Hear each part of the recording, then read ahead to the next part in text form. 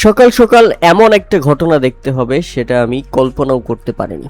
প্রস্তুতি ম্যাচে অস্ট্রেলিয়ার স্কুল টিমের সাথে বাংলাদেশ 54 রানে অল আউট হয়ে গেছে দ্বিতীয় ইনিংসে, এবং ক্রিকেট অস্ট্রেলিয়া একসাই জিতে গেছে ইনিংস ব্যবধানে এবং 38 রানের ব্যবধানে।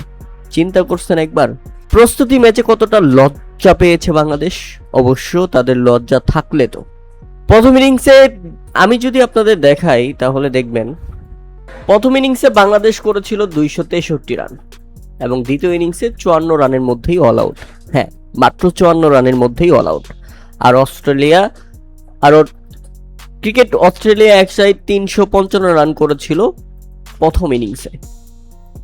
আমরা যদি 54 রানে অল আউট হওয়া বাংলাদেশের দ্বিতীয় ইনিংস দেখি তাহলে দেখা যাবে ব্যাটসম্যান তানজিদ হাসান তামিম শুধু 22 রান করেছিলেন, বাকি কোনো ব্যাটসম্যান কেউই আপনার 10 রান পর্যন্ত করতে পারেনি।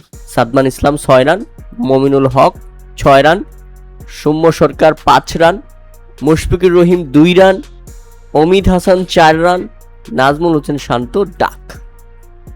মেহেদী হাসান মিরাজ আগের ম্যাচে সেঞ্চুরি করেছিলেন কিন্তু আগের ইনিংসে সেঞ্চুরি করেছিলেন কিন্তু দ্বিতীয় ইনিংসে 6 রান করেছেন। আর বোলারদের কথা না বললেই নয়, মাত্র 22 ওভারের মধ্যেই 54 রানে অল আউট। মানে কি বলবো, বাংলাদেশের প্রস্তুতি ম্যাচেই অস্ট্রেলিয়ার বিপক্ষে যে অবস্থা, তাতে অস্ট্রেলিয়ার বি টিমটার সাথে স্কুল টিমটার সাথে যে অবস্থা, তাতে অস্ট্রেলিয়া মেন টিমের সাথে বাংলাদেশের কি হবে বা কি হওয়া উচিত সেটা আমি কল্পনাও করতে পারতেছি না এই মুহূর্তে।